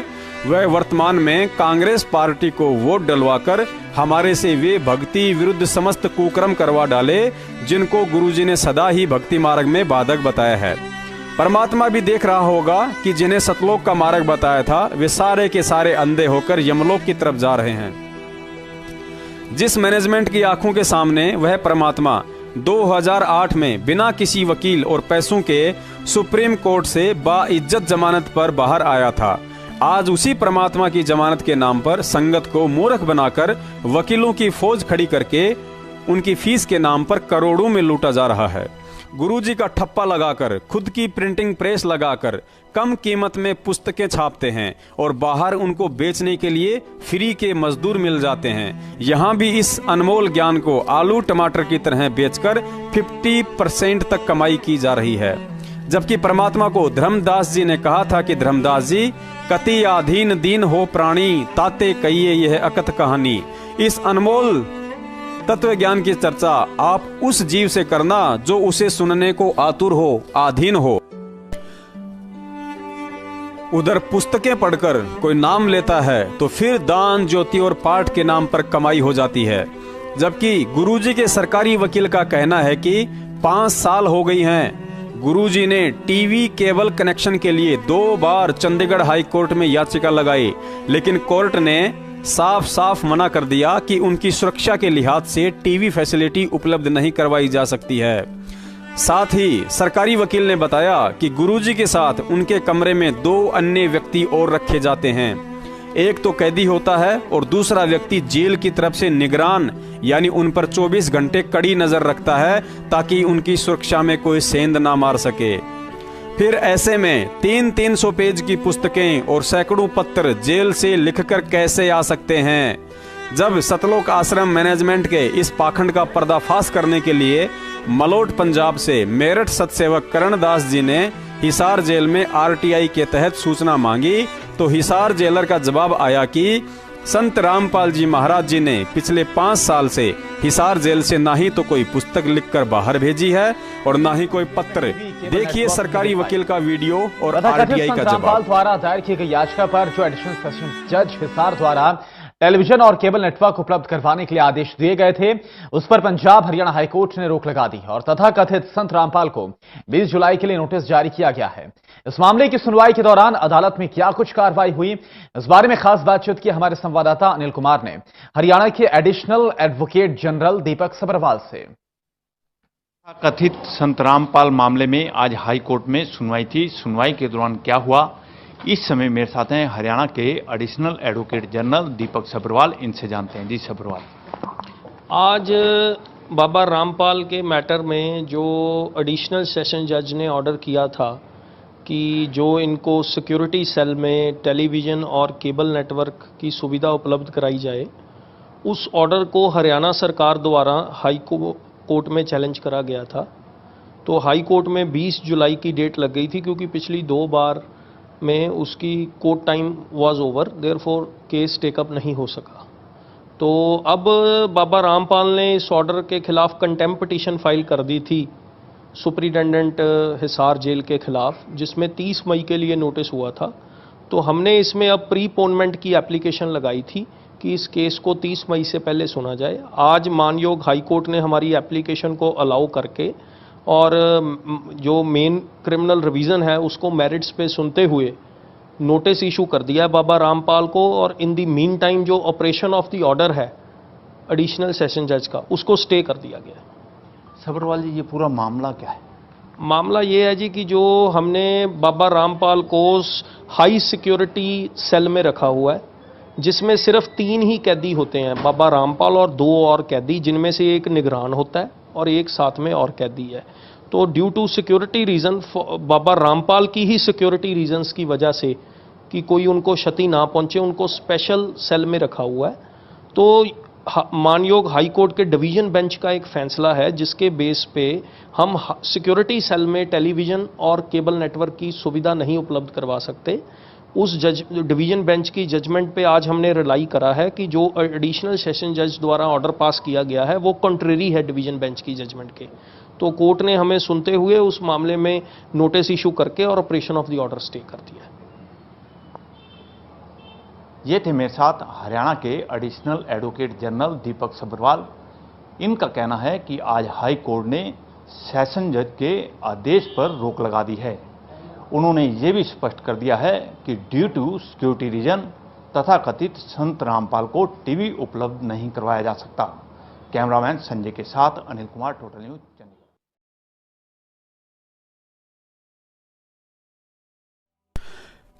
अब चूंकि पिछले 4 साल से सतसेवकों ने सतलोक आश्रम मैनेजमेंट हरियाणा के पाखंड का सबूतों सहित भंडाफोड़ कर डाला, तो इनके आडंबर का काला साम्राज्य दिनों दिन ढलते सूरज की तरह डूबता जा रहा है। तो इन्होंने एक अंतिम चाल चली नकली ऑडियो की। संगत में 2-2 मिनट की नकली ऑडियो भेजकर भक्तों को पुनः मूर्ख बनाने की कोशिशें की गई, लेकिन ज्यादातर संगत अब इनकी इंग्लिश चाल को समझ चुकी है। दूसरी बात, हम क्यों और कैसे यकीन करें कि जो ऑडियो मैनेजमेंट भेजता है वे हमारे सतगुरुदेव जी की हैं, क्योंकि उन ऑडियो में ज्ञान विरुद्ध बातें बोली जाती हैं जो एक गुरु भगत को स्वीकार्य नहीं हो सकती। अगर ज्ञान को छोड़कर ऑडियो में कही गई बातों को सत्य मानकर चलें तो कबीर साहिब जी का विधान फैल हो जाता है कि जब तक ना देखे निज नैना तब तक ना माने गुरु के बैना। अर्थात कबीर साहिब जी ने काल की सूक्ष्म चाल से सजग करते हुए हमें चेताया है कि बच्चों, यह काल का लोक है, यहाँ कदम कदम पर धोखा है और इस भक्ति मार्ग में एक भगत को अपने गुरु की ही उन्हीं बातों पर यकीन करना है जो आपने अपनी आंखों से देखी हो और कानों से सुनी हो, वरना बहुत बड़ा धोखा खा जाओगे। और वह धोखा भगत समाज बरवाला कांड 2014 में खा चुका है। जो गद्दार सतलोक आश्रम मैनेजमेंट आज इन नकली ऑडियो को गुरुजी की बताकर भक्तों से ज्ञान विरुद्ध व मनमाना आचरण करवा रहा है, बरवाला कांड में इसी मैनेजमेंट ने गुरुजी के ही आदेश बताकर हम भक्तों को काले कपड़े पहनाकर हाथों में लठ पत्थर और बंदूकें देकर दुनिया के सामने गुंडा बनाकर खड़ा कर दिया था। बरवाला कांड के बाद जब गुरुजी ने मीडिया के सामने इसका खुलासा किया तो भक्तों की आंखें फटी की फटी रह गई कि इन गद्दारों ने गुरुजी के आदेशों की आड़ में हमसे क्या क्या करवा डाला। और वही काम ये पिछले 5 साल से आज करवा रहे हैं। सुनिए सतगुरुदेव जी का ये छोटा सा वीडियो। झूठे कैसे हैं आपके ऊपर? आपके गुंडे इतने खड़े थे वहाँ पे, हजारों आदमी हरियाणा पुलिस से। मेरे नीचे राष्ट्रीय समाज सेवा समिति नहीं तो आपकी समिति है। अरे आपकी समिति है बाबा। आप अपने आप को संत कहते हैं, आप संत कहना ले आए। कहा जाता रहा कि आप अस्वस्थ है जिसकी वजह से कोर्ट में पेश नहीं हो पाए। अब स्वस्थ हो गया, मैं पहले बीमार था। रामपाल जी, आपकी जो बेल एप्लीकेशन थी वो भी अब रिजेक्ट कर दी गई है, जो 2008 में आपको बेल मिली थी कोर्ट की तरफ से, उसके बारे में क्या कहना है? धन्यवाद। जो पूरा विवाद हुआ उसमें 6 लोगों की जान गई, आपको कोई अफसोस है उस बात का? बहुत अफसोस है जी। नहीं, जो आपने अपने अनुयायियों को ढाल बनाया और आप पीछे छुपे रहे, मैंने किसी को नहीं, वो आप सही मानते हैं? मैंने नहीं बनाया किसी को, वो अपने आप ही बन रहे थे, मुझे भी रोक रखा था।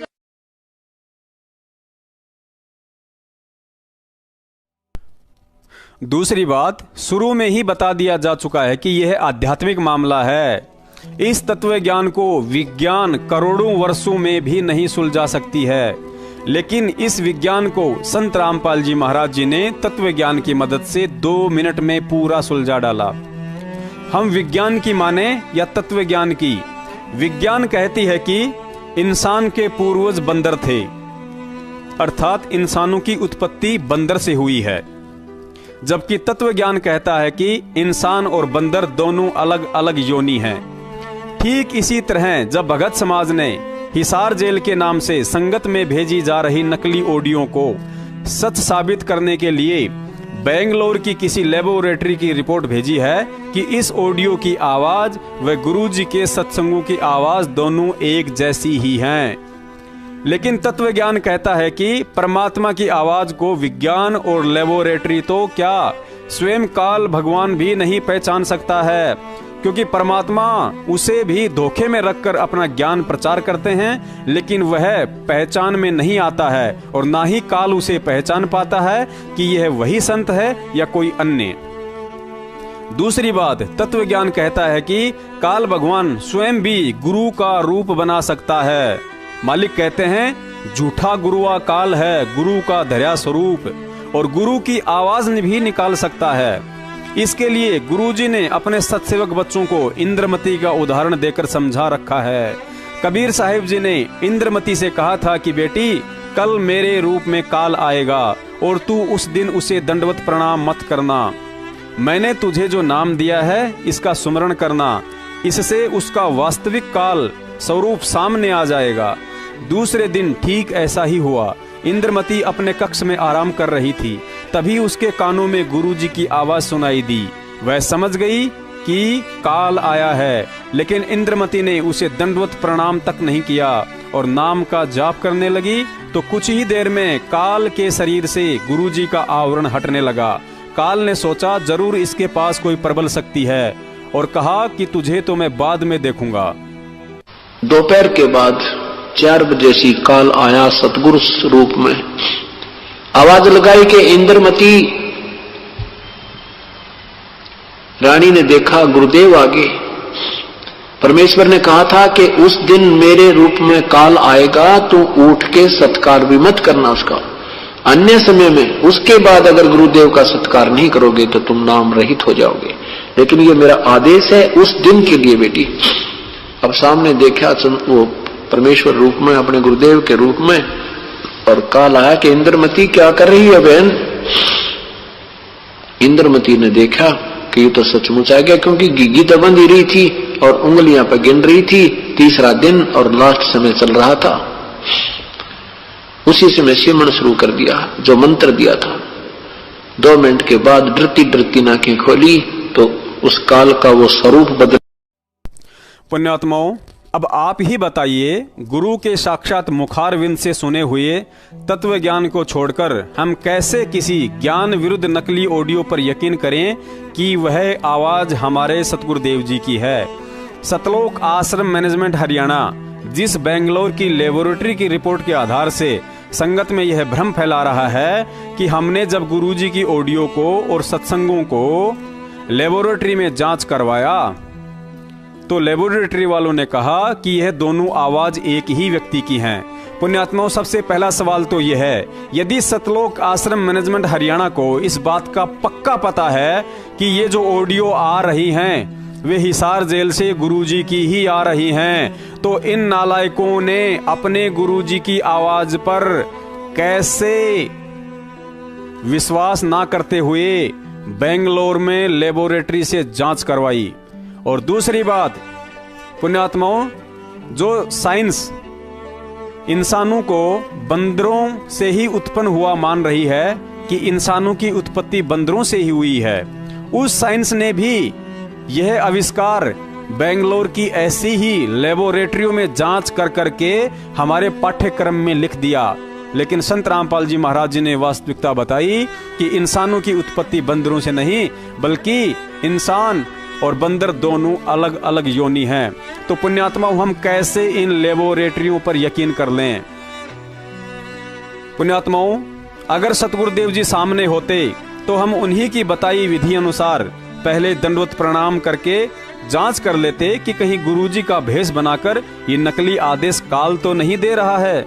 लेकिन धर्म संकट यह है कि अब मोबाइल के आगे दंडवत प्रणाम करने से कैसे पता चलेगा कि इसके माध्यम से जो आवाज आ रही है वह हमारे गुरुदेव की ही है या काल भगवान की है।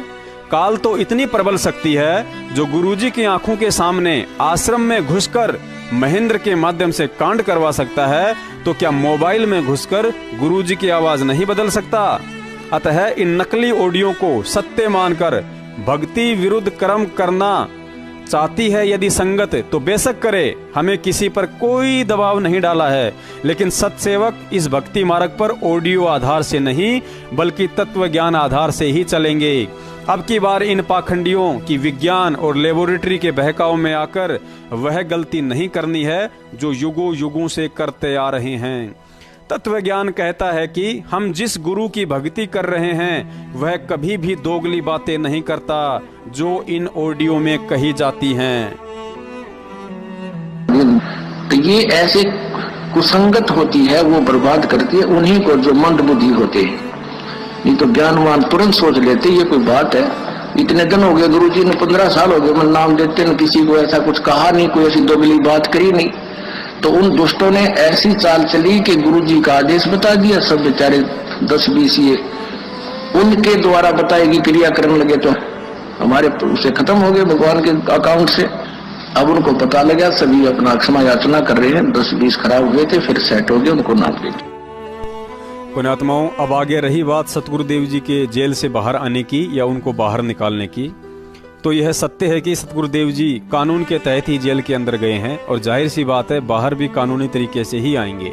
लेकिन उन्हें एक सामान्य संत समझते हुए जिस तरह पिछले 4 साल से सतलोक आश्रम मैनेजमेंट द्वारा ड्रामे किए जा रहे हैं, उनकी कतई आवश्यकता नहीं है। क्योंकि 2008 में बिना किसी वकील के सुप्रीम कोर्ट से बाइज्जत जमानत पर बाहर आकर सतगुरुदेव जी ने साबित कर दिया था कि सांच को आंच नहीं है। सत्य को कुछ समय के लिए दबाया जा सकता है लेकिन मिटाया नहीं। यदि सतलोक आश्रम मैनेजमेंट वाले 38 वकीलों की फालतू की फौज भी खड़ी नहीं करते और उन वकीलों की फौज के नाम पर संगत से गुरुजी की जमानत के नाम पर दान की भीख भी नहीं मानते, तो भी उस सतवादी संत को निर्धारित समय यानी ठीक के वक्त पर जेल से बाहर आने से दुनिया की कोई भी कोर्ट या जज नहीं रोक सकता। सतलोक आश्रम मैनेजमेंट हरियाणा ने तो मात्र संत को जेल में बैठाकर मौके पर चौका मारते हुए संगत की भावनाओं के साथ खेलते हुए करोड़ों अरबों में प्रॉपर्टी बनाकर अपना उल्लू सीधा किया है। संगत का भक्तों पर विश्वास व भोलेपन का नाजायज फायदा उठाते हुए अपने उन सभी रिश्तेदारों को कुछ दिनों के लिए नाम दीक्षा दिलवा कर जिनके रिश्ते नहीं हो रहे थे, उन नालायकों के फेरे फिरवा दिए। मध्य प्रदेश के स्टेट कोऑर्डिनेटर विष्णु साहू जैसे लोगों ने, जिसने कभी काम धंधे को हाथ लगाया नहीं, लेकिन संगत से आ रही हराम की कमाई पर अपने बच्चे को उच्च शिक्षा के लिए विदेश भेज दिया। जिन कोऑर्डिनेटरों की बरवाला कांड से पहले साइकिल खरीदने की औकात नहीं थी, आज वे 4 पहिए की गाड़ियों में घूमते नजर आते हैं। जिन कोऑर्डिनेटरों के बच्चे की पिछवाड़े से पैंट फटी हुआ करती थी, आज वे 3-3 हजार की जींस और हाथों में 30,000 के मोबाइल फोन लेकर घूमते नजर आते हैं। बरवाला कांड से पहले जो कोऑर्डिनेटर स्वयं 10 दिन में एक बार नहाया करते थे, आज हराम की कमाई के चलते अपने आप को उस क्षेत्र के विधायक से कम नहीं समझते हैं। सवाल पूछने पर भक्तों को ऐसे धमकी देते हैं जैसे भगत समाज पहले उनके बाप दादों के यहाँ गाय भैंस का गोबर ढोने का काम किया करते थे। स्टेट कोऑर्डिनेटर की तो बात ही छोड़ दीजिए, उन्होंने तो अपने आप को सतलोक का द्वारपाल ही समझ लिया है। यदि कोई भगत गुरुजी से पहले उनके आदेश मानकर उनकी गुलामी नहीं करेगा तो उसे 100 जन्म भी सतलोक नसीब होने वाला नहीं लगता। और इन 2 कौड़ी के कौवों की यदि आज इतनी औकात हो रही है तो इसकी जिम्मेदार भी संगत है, जिनकी मूर्खता और अंधविश्वास के चलते सतलोक आश्रम मैनेजमेंट को इस भक्ति मार्ग में पाखंड फैलाने का मौका मिला है। और इसी बात का फायदा उठाते हुए मैनेजमेंट वालों ने 5 साल में वो गदर मचाया है जिसकी कोई हद नहीं है। अंधे होकर बिना आगा पीछा देखे तारीखों पर जाकर अपनी मूर्खता का प्रमाण और प्रशासन के द्वारा सतगुरुदेव जी को तकलीफ पहुंचाने में संगत ने कोई कसर नहीं छोड़ी। कहते हैं करत है पुण्य होत है पापम, बैल बनकर कमाना और फिर पुण्य प्राप्ति के झूठे चक्कर में उसी पैसे को कुपात्र सतलोक आश्रम मैनेजमेंट के गांव-गांव में बैठे फर्जी नामदान केंद्रों पर ठगों के हाथों में देकर पाप के भागी बनना। 5 साल होने को आई, लेकिन आज भी 90% संगतों को इस बात की जानकारी तक नहीं है कि गुरुजी पर कुल कितने मुकदमे लगे हैं, कितने खत्म और कितने अभी चल रहे हैं, उन मुकदमों में कितने वकील हैं और गुरुजी ने कोर्ट में किसके खिलाफ बयान देकर उसे बरवाला कांड का दोषी बता रखा है। संगत ने परमात्मा को मदारी समझ लिया है कि गुरुजी चमत्कार करेंगे, गुरुजी चमत्कार करेंगे, जबकि 26 साल से गुरुजी यही कह रहे हैं कि भक्तों को चमत्कार के भरोसे नहीं बल्कि ज्ञान के भरोसे चलना है। चमत्कार ही देखना है तो 100 रुपए का टिकट खरीदकर किसी सर्कस में चले जाइए, वहां 2 मिनट में एक जादूगर शरीर को बीच से काटकर वापस वैसा ही जोड़ देता है। जरा गौर से विचार करेंगे तो पता चलेगा कि वर्तमान में संगत के विकेट पर विकेट गिर रहे हैं, अर्थात काल एजेंट सतलोक आश्रम मैनेजमेंट के हर एक भक्ति विरुद्ध मनवस आचरण में सहयोगी भगत परमात्मा के विधान के खिलाफ चलकर उनके हृदय से उतरते जा रहे हैं, अर्थात फेल होते जा रहे हैं।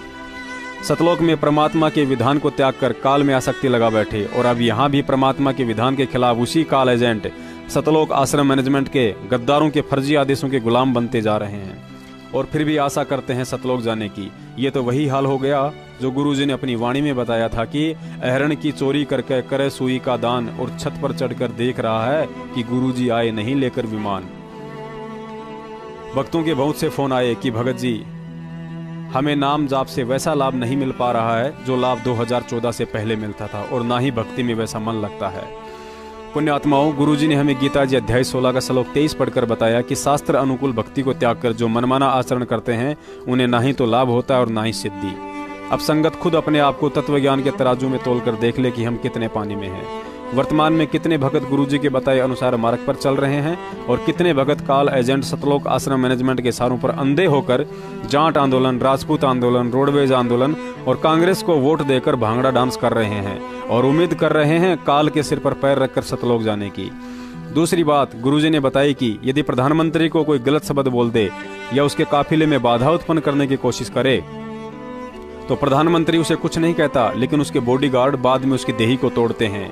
ठीक इसी तरह गुरुजी ने बताया कि काल भगवान का इष्ट देव भी वही कबीर परमात्मा है और उसके इष्ट देव के साथ यदि कोई छल कपट या धोखा करता है या उन धोखेबाजों का कोई सहयोग करता है तो समझदार को इशारा काफी है कि उन जीवों को कितना सुख व दुख मिलेगा।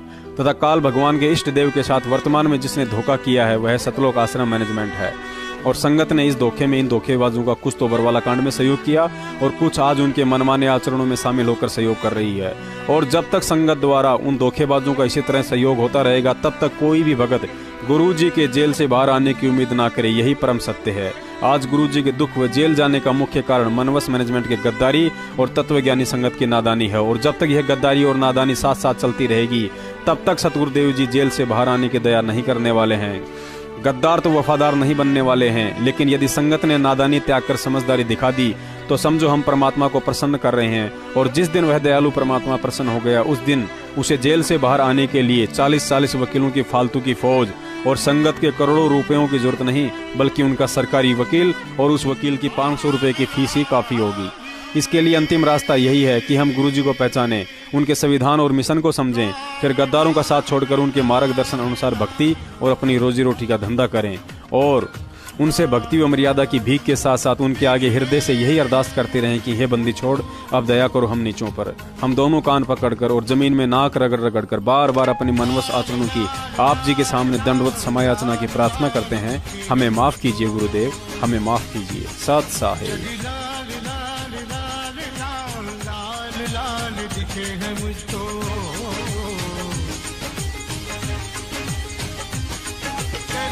से माला मार तेरे जोगी, तेरे इश्क से माला मार रहे तेरा जमाल। लाल लाल लाल लाल लाल लाल दिखे है मुझको, जग लाल लाल लाल लाल लाल लाल दिखे है मुझको।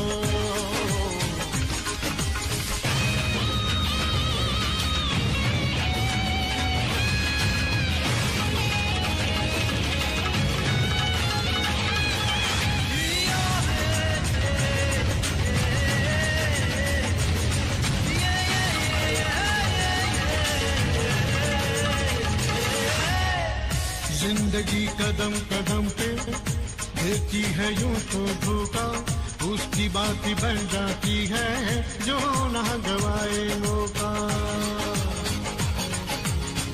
होती है जीत उसकी जिसे जीत पे भरोसा। जिंदगी कदम कदम पे देती है यूं तो धोखा, उसकी बात बन जाती है जो ना गवाए मौका। तू सच के साथ है तो खुदा तेरे